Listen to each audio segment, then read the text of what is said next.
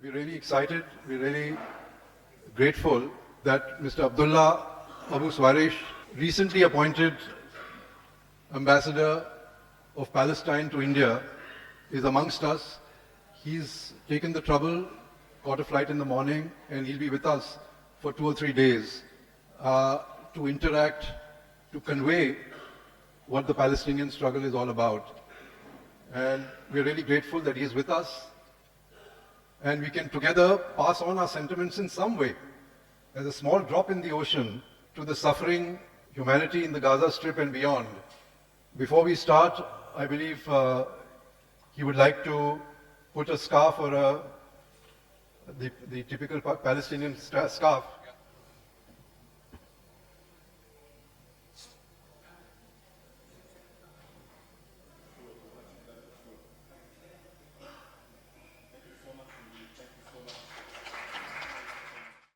Friends, there's a large banner up in London which says this war did not start on October 7th, 2023. It started in 1948. To understand, we really have to go back there. And the point is this, that what we have is a retaliation in 2023 of abominable proportions, where an entire population has been made to be punished. It's a sort of collective punishment on the entire population, where women, children, researchers, nobody is distinguished. The Palestinians in Gaza don't have an army, they don't have a navy, there's no air force, there's no artillery, there's no heavy weaponry. The Israelis come, bomb when they want. They have those 20,000-ton bombs which penetrate deep concrete. There is no other name for it but genocide. That is what is happening. And then we come to the question of journalists. It's spectacular that a regime, a rogue regime sitting in Tel Aviv with their backs covered by the Americans and Donald Trump can announce who is in their hit list. This is the people we want to assassinate. And they do it. Before even 7th October happened in 2023, you had the assassination of Shireen Abu Akleh. And she became a popular face because she was there on the front line reporting. And a 20-year-old Israeli sniper was charged with eliminating her. What are the numbers we are seeing?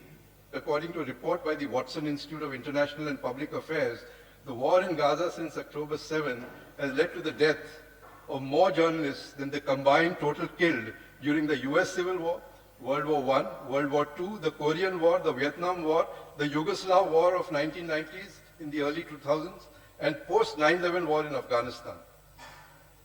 This is some figure. See, the targeted attacks have been planned to the T. On 10th August, Al Jazeera journalist Anas al-Sharif, Al Jazeera correspondent Mohammad Khareki, and camera operators Ibrahim Zahir and Mohammad Naufal in Gaza were assassinated in a targeted bombing of their tent outside Shifa Hospital, Gaza City. The IDF claimed Anas was a Hamas operative and had it put him on an open hit list even earlier. So the point is, where does this end? I have no answer. Maybe other speakers have. But somewhere we have to raise our voice. And I was reading a small opinion piece on Al Jazeera, and this is what Iman Hillis wrote recently as an appeal on the first anniversary of the killing of a friend and Gaza journalist, Amna Humaid. I leave you with her words. If mourning Palestinian journalists allows you to feel less guilt, if it makes you feel as though you have fulfilled your duty towards them, then don't mourn them. We do not need more eulogies. We need justice. It is the least the world can do for the orphaned children of Maryam, Amna, Anais, and the other 244 slain journalists in Gaza. I'd request my friend Firoz to say a few words, and then we'll have the other journalists before the ambassador takes over. I'll just say a few words firstly about the Palestinian journalists, because they've done something very important. They've not only told the stories of the people, each person who was murdered, but they've actually changed the global balance of power. The Palestinian journalists have actually turned around the narrative, which was the dominant narrative of the Western world, imposed on the psyche of the West, not much on the global South, but it did have its impact. What they've succeeded in doing with their simple mobile phones and equipment and the bombs that we're facing is they've documented the war crimes in real time, which is why Netanyahu is facing an arrest warrant, so is Yoav Gallant, the defense minister, and so are a whole load of, we don't call them IDF, we call them IOF, the Israeli Offensive Forces. So many of these crimes that have been documented, and so many of these war crimes that they themselves have put on YouTube and on their Twitter handles are all being investigated today. So for 17 years, since 2005, ever since the people of Gaza were blockaded and were in an open-air prison and a concentration camp, so this was the Gaza Ghetto Uprising, like the Warsaw Ghetto Uprising of 1944. This was a prison break from the jail that had been put in for 17 years. And today Gaza Grad is like Stalingrad. I'll give you 3 facts that Netanyahu knew it was coming. And I'll tell you why they had to do what happened. The New York Times carried a report on its front pages saying that Netanyahu was aware of the coming attack 1 year prior to the attack. This was on the New York Times front pages.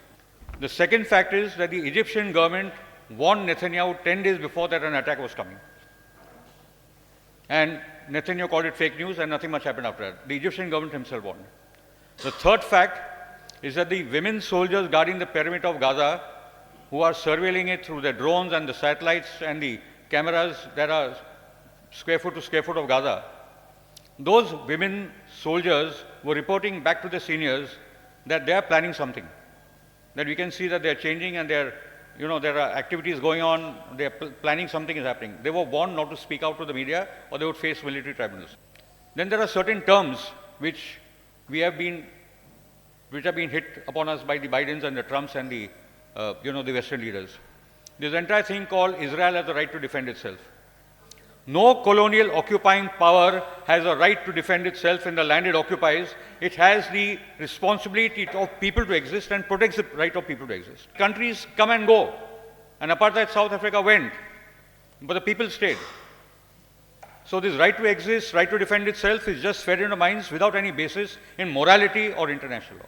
And let me tell you one last thing, that Palestine is the most popular movement ever in the history of the world. Today, the Palestinian movement, the kind of millions that are being mobilized on the streets of the world, we haven't seen it not at this level. And Palestine is the central geopolitical issue. And when Palestine is free, the world will be truly free. Thank you.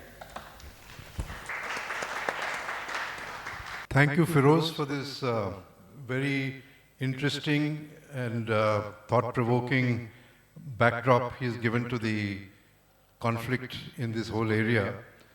Can I request Sarfraz Arzu? He's a very renowned editor of the Hindustan Daily for years and also the Secretary General of the Urdu Journalists Association and the Khilafat Committee Chairperson too.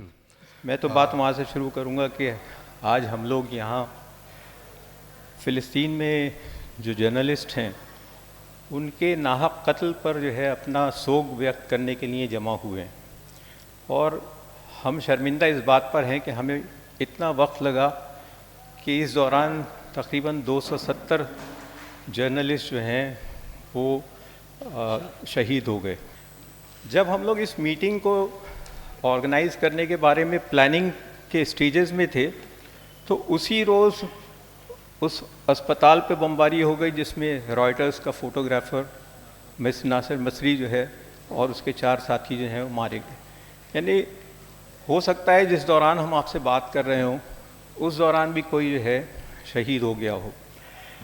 मसला सबसे बड़ा ये है कि Israel ने अपने narrative को दुनिया पर चलाने के लिए जो स्ट्रेटजी इख्तियार की है वो ये है कि वो जर्नलिस्टों को मारने से पहले या मारने के बाद उनको एक बदनाम करने की मुहिम चलाते हैं। उनकी आर्मी में एक जस्टिफिकेशन यूनिट भी है जो ये बताता है कि जर्नलिस्ट जिसको शहीद किया गया है वो जर्नलिस्ट नहीं बल्कि हमास का एक ऑपरेटिव है।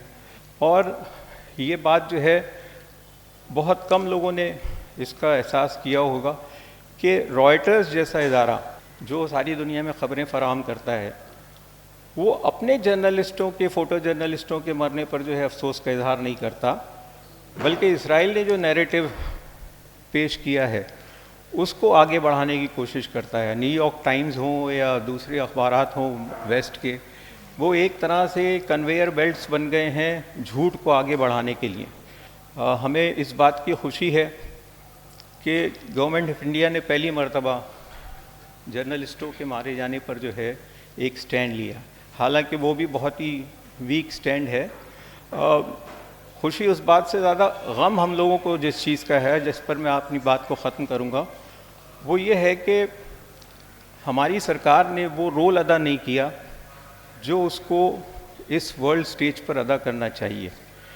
और दूसरी चीज़ ये कि हम अगर विश्वगुरु बनने के ख्वाब देखते हैं और इस बात को जो है बार बार फैलाते हैं, तो हमने ऐसा कोई काम नहीं किया हमारी सरकारों ने जो इस बात को इंश्योर करे कि लोग सारी दुनिया के जो है हमारी तरफ देखें। यहाँ हमारा भी एक रोल होना चाहिए कि हमारी गवर्नमेंट भी जो है वो पहल करे और पैलेस्टीनियन इशू को सॉल्व करने में जो है एक प्रोएक्टिव रोल जो उसको अदा कर सकती है वो करना चाहिए। मैं समझता हूँ कि हम लोग और कुछ नहीं कर सकते तो अपनी सरकार को इस बात के लिए तैयार तो करें कि वो इस मामले में पहल करे। शुक्रिया।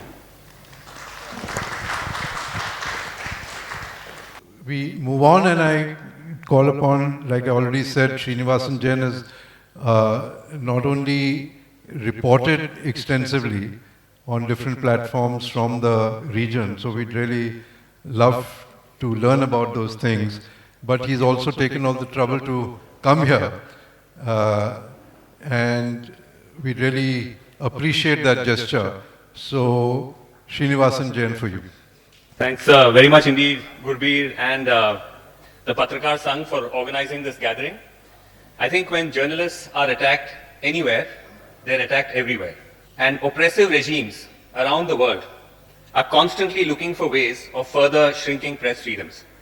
They're looking at Gaza and thinking that even if they cannot go as far as Israel, at least they can move the needle an inch of further shrinking the freedoms that are allowed to journalists. And as we know, an inch can become a mile.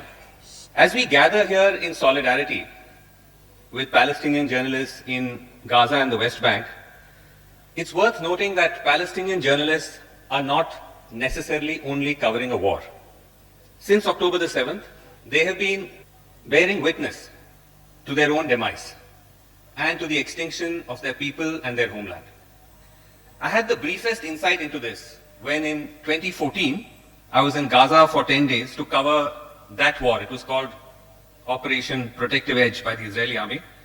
You're basically locked into a 26-mile-long strip, and all you can do as a journalist, as we did, is that you spend your nights in anxiety, listening to the thump of Israeli bombs falling in different parts of the strip, and then you make your way to the scene of the greatest carnage the next morning to report. Once you get to the scene of the bombing, you begin looking for answers. And the answers are always the same. The IDF almost has a standard boilerplate statement that the target of the strike was a Hamas base or a Hamas rocket launching site. Israel's crackdown on information systems is so severe that UN staff, aid workers and doctors have become informal journalists, informal reporters. It's worth taking note of the extraordinary work being done by not just the Palestinian journalists who continue to report from there despite the risks, but also by a handful of Israeli media and rights groups. Because as for the Israeli press, their TV channels make ours look like Pulitzer nominees. But the notable exceptions, the Israeli daily Haaretz, of course, as we know, which has systematically reported on the excesses and the abuses of what is unfolding in Gaza and in the occupation and over the occupation in general. There's also the 972 magazine, which comes out of Haifa, which just a week ago, along with The Guardian, reported on how Israel had vastly exaggerated the number of Hamas fighters it has killed. Then there is Breaking the Silence, which is a collection of former IDF soldiers who are breaking the silence on the abuses and the war crimes of their own military. Last year, I interviewed one of their members, Joel Carmel, in Jerusalem, a former soldier. He told me about a new report they were bringing out in which IDF soldiers who've served in Gaza in this war have testified, IDF soldiers have testified how the Israeli army uses human shields. Another valuable resource has consistently been B'Tselem, a rights group which is based in Tel Aviv and has presence in the West Bank, which most recently reported last year on the enhanced torture of Palestinian prisoners in Israeli prisons. I interviewed 2 such prisoners in Nablus last year who were released, and one of them, as he was describing what was done to him in Megiddo prison, which is one of Israel's most notorious prisons, as he was describing it, he grabbed my hand suddenly and said, "Feel my heart." And he was sweating profusely. This is several months after he'd been released, but just recounting his own experience was that traumatic for him. So there are attempts to hold Israel accountable, even if nothing comes of it. Despite the risks, Palestinian reporters are still out there every day. And I asked one of them about it last year, why this was the case. And they said their determination to record the extermination of their people is informed by history. There is a sense of regret that prior generations could not record the Nakba of 1948, the first great act of ethnic cleansing. And all of those records were deliberately destroyed, but there was a sense that that entire chapter of history was somehow wiped out or erased in their own telling of it. And so we owe it to them to raise our voice in protest, even if it is futile, even if it is pointless, because impunity, whether in India or in Israel, thrives in silence. Thank you. Thank you, Srinivas, for all those insights. Before we have His Excellency speaking, I'll just request one more journalist to say a few words. Gautam Navlakha, who is here with us.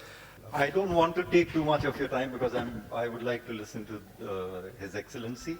All I want to say is that I feel extremely anguished, embarrassed, ashamed that the country my country, which stood by and was one of the first countries to recognize the Palestinian people's struggle, today is hands in glove because we are as much a party to this genocide as the Western countries. But unlike the West and North America, where the civil society woke up and was out marching on the streets and protesting and is still challenging the narrative of the Zionists and the authorities, Indian civil society is completely silent, and we have been pushed into silence also by a government which banned virtually protest in favor of Palestine. And after 2 years, if we woke up to a genocide that was taking place in front of our eyes, I think it speaks the volumes for the state of our state and society. Thank you. Thank you for those short words. We have with us an actor who's been also participating in the support and solidarity struggle, Adran Khan. We welcome him here. Thank you very much for coming and joining the journalists in our small protest. Finally, we come to the last part of our program, which we were all anxiously awaiting. His Excellency Abdullah Abu Swaresh. Welcome to Mumbai, and we'd love to have your views.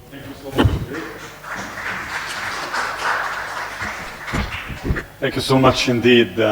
It's not an easy task to take the mics after the outspoken persons, the journalist people who's taking the floor before me, and to deliver a speech, especially related to the journalism and media and all of this stuff. And I should be very frank when I say that I'm an economist even. I'm not a politician man, but we, the Palestinian, born and raised to be a politician by default.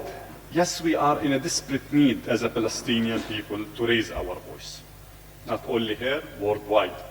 Our voice is completely blocked, completely shadow banned. And it's not a new phenomenon. It was there.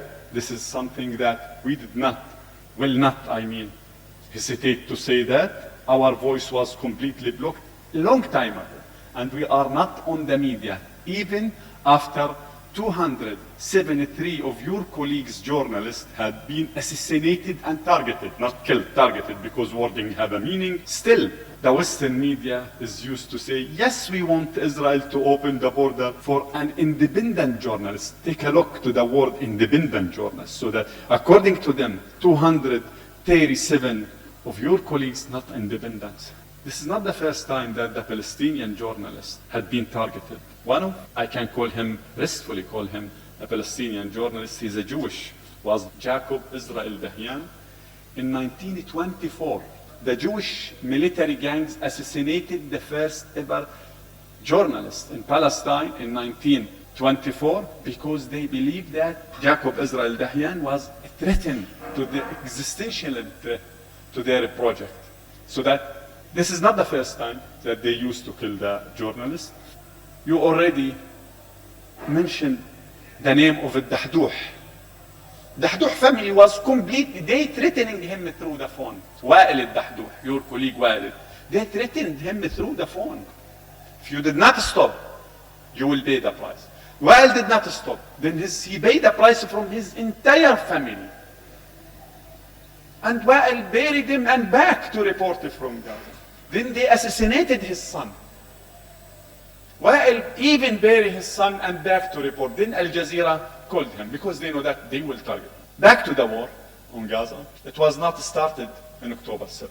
What about October 6th? Anyone know what happened to the Palestinian people on October 6th? Did the killing of the Palestinian people make any news in any screen worldwide? Assassinating of targeting and assassinating the Palestinian children for fun, and when I say for fun, I mean it. Since January 1st, 2023 till October 6th, Friday, October 6th, 2023, more than 400 Palestinians have been targeted, killed, assassinated. The war was started long time ago. The war was started by the United Kingdom. British started this war. They sowed the seeds for all the evil and the misery that we are facing and we are witnessing till today. The same exact country that occupying you killed and assassinated tens of thousands of your people by hunger. And you remember that, I'm pretty sure. But accusing the Palestinian people of being terrorists, this is not the first, we are not the first one of being terrorists. I mean, accusing of being terrorists. Your occupier again accused you in 1857 of being terrorists, anarchists, and all of these stuff. And they hanged to death many of your loved persons. And if any one of you now raise his voice, you are not Jewish, not Palestinian, but you are anti-Semitic. One word. And if you raise your voice very strongly, you are anti-Semitic and Holocaust denier. When we articulate the first government under the chairmanship of Yasser Arafat, one of our ministers was Jewish Rabbi, Moshe Harsh, the first one to smuggle weapons to Yasser Arafat. And I want you to listen carefully to all of these names because it's very important. I'm just shedding light because this is not Muslim against Jewish, it was not Hindus against British colonization, a British Christian. It was people under the British colonization against the British colonization. Now it was not Hindus, so it is not Muslim. But it happened that we are the Muslim, 97% of the consisting of our society, 97%.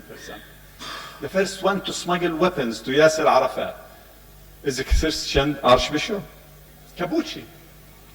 The one who established the most tough military resistance against the Israeli occupation was George Habash, Christian man.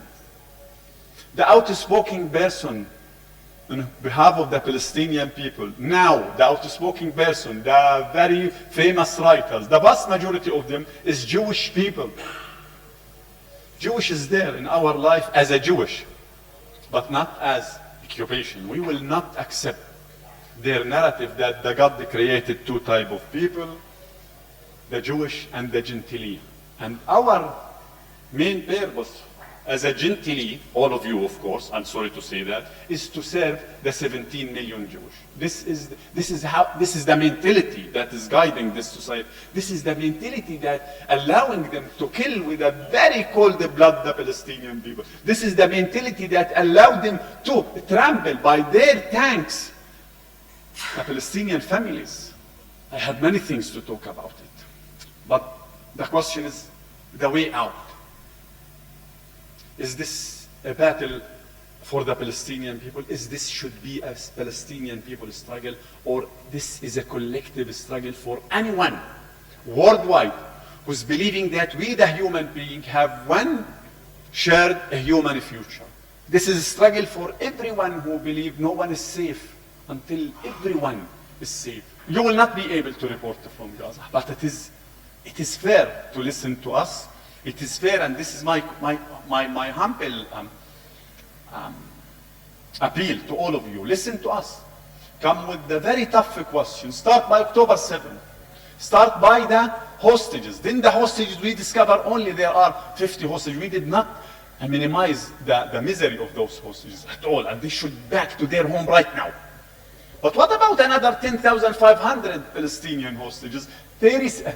73 of them has been killed, targeted inside the Israeli jail. One of them has been raped in front of the camera. One of them, man, be raped in front of the camera. Then it was discussed in the Israeli Knesset, not from a legal perspective, but from it is moral or not moral to rape the Palestinian.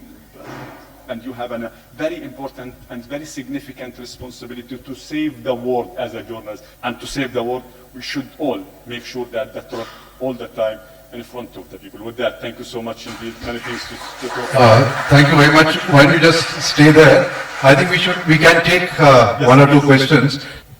We would also like to know what is happening in the West Bank. West Bank, for example, is a villages. And in because it's a mountain, you're going to find in these villages one entrance, and sometimes the very lucky village have two entrances, and exit and enter. But the vast majority of it is one entrance. The military checkpoints, gates, iron gates with a key. It's not controlled only by the Israeli soldier. One of these gates, and we have the videos to it, any one of those criminal terrorist Israeli settlers decided to close the gate today, you will not back to your family tonight, or you will not be able to leave your because there is someone decided. He woke up very nervous, then he decided, of those criminal people, decided to close and to shut down the entry to this. Any other questions? We'll take one more. How do you see the role of International Criminal Court if more countries, South Africa filed a petition against Israeli genocide, if many more nation states do it, do you think that it will galvanize the world, the ceasefire, in a real terms? It will strengthen the forces of peace? The International Criminal Court is representing the theoretical level of the international law. But the international law will completely become paralyzed if the international community did not have the will to implement. In the theoretical level, likewise, the United Nations, there is a lot of issues which is in favor of the Palestinian people. Hundreds of General Assembly resolutions. But when it came to the implementation, zero.